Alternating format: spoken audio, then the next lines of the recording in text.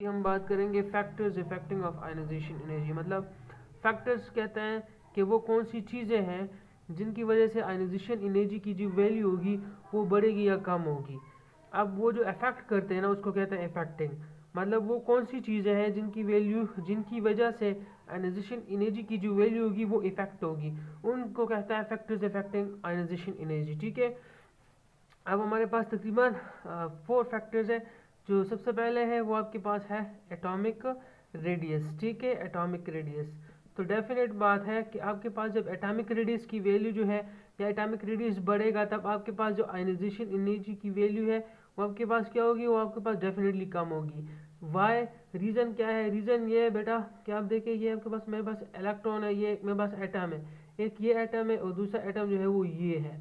तो आप देखें यहाँ से अगर आप इस इलेक्ट्रॉन को निकालेंगे तो आपको हाई एनर्जी की ज़रूरत पड़ती है, हाई एनर्जी, क्योंकि इसके बीच में से फासला कम है, मतलब ये स्ट्रांगली बॉन्डेड है। ये न्यूक्लियस और ये इलेक्ट्रॉन, इनके बीच में से अट्रैक्शन बहुत ज़्यादा है क्योंकि एक दूसरे के करीब है, तो इसको यहाँ से निकालना मुश्किल होगा। और अगर मैं इसको निकालूंगा ना इसको, तो ये मेरे पास ईजी रहेगा। लेस एनर्जी जो है वो रिक्वायर्ड है क्योंकि इसके और इसके बीच में से फासला बहुत है, ये एक दूसरे से दूर है, तो इसके बीच में से अट्रैक्शन जो है वो ज़्यादा कम है, तो इस वजह से मुझे लेस एनर्जी की ज़रूरत पड़ेगी।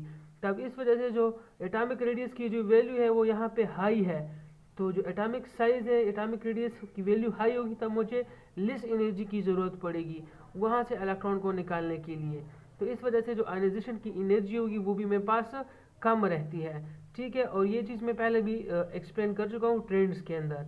तो ये आपके पास एटॉमिक रेडियस का इफेक्ट है कि किस तरह आयनाइजेशन एनर्जी को वो क्या करता है, इफेक्ट करता है। ठीक है, दूसरा जो है वो आपके पास न्यूक्लियर चार्ज है, न्यूक्लियर चार्ज।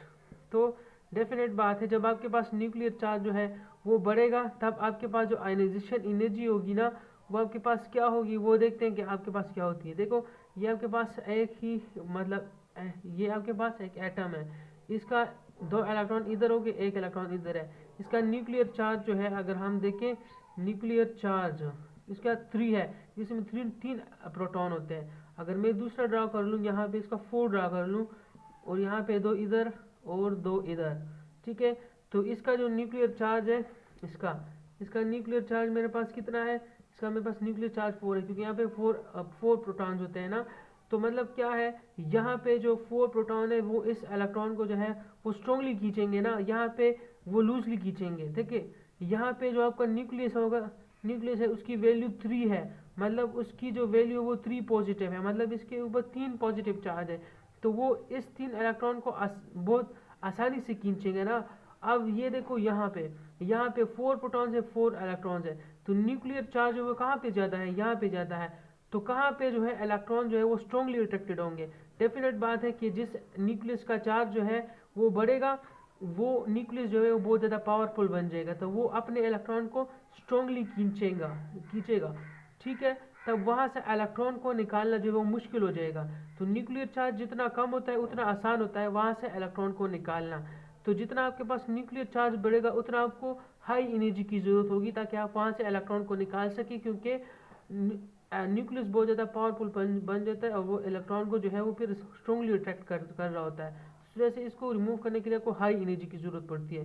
तो इस वजह से आपकी जो आयनाइजेशन एनर्जी है वो भी डेफिनेटली बढ़ेगी जब आपके पास न्यूक्लियर चार्ज बढ़ता है। ठीक है, वो मैंने आपको एक्सप्लेन कर दी कैसे। अब जो तीसरा फैक्टर है वो भी मैं आपको बता देता हूँ। तीसरा फैक्टर हमारे पास है शील्डिंग इफेक्ट। ठीक है, शील्डिंग इफेक्ट, शील्डिंग इफेक्ट। अब देखो शील्डिंग इफेक्ट क्या है देखो ये मेरे पास न्यूक्लियस है, यहाँ पे 2 इलेक्ट्रॉन है, ठीक है, और ये आपके पास ये 1 इलेक्ट्रॉन है, और एक दूसरा है मेरे पास इधर 4 प्रोटॉन्स मैंने लगाए हुए। चलो हाँ 4 प्रोटॉन्स, चलो खैर वही ले लेते हैं। ये आपके पास ये हो गया, चलो मैं ऐसे ड्रा कर लेता हूँ।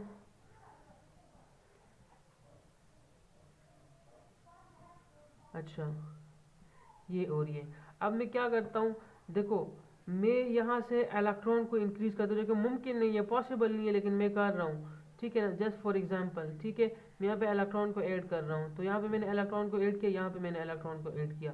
तब अब देखो यहाँ पे क्या होगा, यहाँ पे जो न्यूक्लियस है ना उसके इर्द गिर्द इनर इलेक्ट्रॉन्स कितने हैं, 2 है। तो ये इसकी जो पावर है, पॉजिटिव चार्ज है, वो 2 इलेक्ट्रॉन यहाँ पे कवर कर रहे हैं। तो मतलब यहाँ पे जो इस न्यूक्लियस का जो अट्रैक्शन होगा वो बहुत ज़्यादा होगा एज कम्पेयर टू दिस। क्यों? क्योंकि यहाँ पे जो पॉजिटिव चार्ज है ना न्यूक्लियस का, उसके इर्द गिर्द 4 इलेक्ट्रॉन्स मौजूद हैं और वो इसको कवर कर रहे हैं। तब इस वजह से जो इसको अट्रैक्शन है ना इस इलेक्ट्रॉन के ऊपर, वो बहुत ही कम होगा, लेस हो, क्योंकि इसके पास इस न्यूक्लियस के इर्द गिर्द जो है वो इनर इलेक्ट्रॉन्स बहुत ज़्यादा है। जब इनर इलेक्ट्रॉन्स ज़्यादा होंगे तो इसकी जो शील्डिंग है, इस न्यूक्लियस की जो शील्डिंग है वो भी बहुत ज़्यादा होगी। जब न्यूक्लियस की शील्डिंग बहुत ज़्यादा होगी तो आपके पास जो आउटर मोस्ट इलेक्ट्रॉन है वो लूजली बाउंडेड होगा, वो लूजली अट्रैक्टेड होगा, ठीक है ना। अब देखो यहाँ पर जो इनर इलेक्ट्रॉन है वो सिर्फ 2 है, मतलब ये कि यहाँ पे इस न्यूक्लियस को सिर्फ 2 इलेक्ट्रॉन शील्ड कर रहे हैं। तो इस न्यूक्लियस का पावर बहुत ज़्यादा है इसको अट्रैक्ट करने के लिए। तब इसका अट्रैक्शन मतलब बहुत ज़्यादा क्या है, बहुत ज़्यादा है। तो इसको अगर मैं निकालूंगा तो मुझे ज़्यादा एनर्जी की ज़रूरत पड़ेगी कि कम एनर्जी की ज़रूरत पड़ेगी? देखो डेफिनेट बात है, मुझे ज़्यादा एनर्जी की ज़रूरत पड़ेगी, क्योंकि यहाँ पे शील्डिंग इफेक्ट बहुत कम है। जब बहुत कम है तो यहाँ पे एनर्जी जो है, यहाँ पे इसकी इस न्यूक्लियस की अट्रैक्शन यहाँ पे बहुत ज़्यादा होगी। जब बहुत ज़्यादा होगी तो मेरे पास हाई एनर्जी जो है वो चाहिए होगी, हाई एनर्जी, ठीक है ना। अब आप यहाँ पे देखें, यहाँ पे शील्डिंग इफेक्ट जो है वो बहुत ज़्यादा है, क्योंकि आपके पास इनर इलेक्ट्रॉन जो है वो बहुत ज़्यादा है। जब आपके पास इनर इलेक्ट्रॉन ज़्यादा होंगे तब आपके पास क्या होगा, शील्डिंग इफेक्ट बहुत ज़्यादा होगा।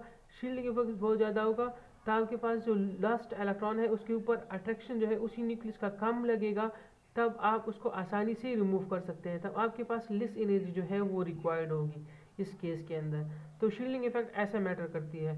और शील्डिंग इफेक्ट डायरेक्टली प्रोपोर्शनल होता है इनर इलेक्ट्रॉन्स का। इनर इलेक्ट्रॉन जितने ज़्यादा होंगे आपके पास शील्डिंग इफेक्ट इतनी ज़्यादा होगी, ठीक है। अब देखो जो आपके पास शील्डिंग इफेक्ट है वो जब बढ़ेगा, मतलब शील्डिंग इफेक्ट डिपेंड करता है कि आपके पास इनर इलेक्ट्रॉन्स कितने हैं। अगर आपके पास इनर इलेक्ट्रॉन्स बढ़ते हैं तब आपके पास शील्डिंग इफेक्ट भी बढ़ेगी।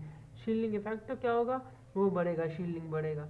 जब आपके पास बेटा शील्डिंग जो है, शील्डिंग इफेक्ट बढ़ता है, शील्डिंग इफेक्ट बढ़ेगा, तब आपके पास वो जो आखिरी वाला इलेक्ट्रॉन है ना, वहाँ पे न्यूक्लियस की जो पावर होगा वो बहुत कम होगा, मतलब वो बहुत ही कम पावर से उसको अट्रैक्ट कर रहा होगा। तो इस वजह से आप उसको आसानी से रिमूव कर सकते हैं। तो इस वजह से आपकी जो आयनाइजेशन एनर्जी है ना वो आपको उस केस में कम रिक्वायर्ड होगी, ठीक है। वो मैंने आपको समझा लिया है, ठीक है ना। अब जो दूसरा है, जो फोर्थ वाला पॉइंट है, वो आपके पास है इलेक्ट्रॉनिक कन्फिग्रेशन, ठीक है। Electronic configuration,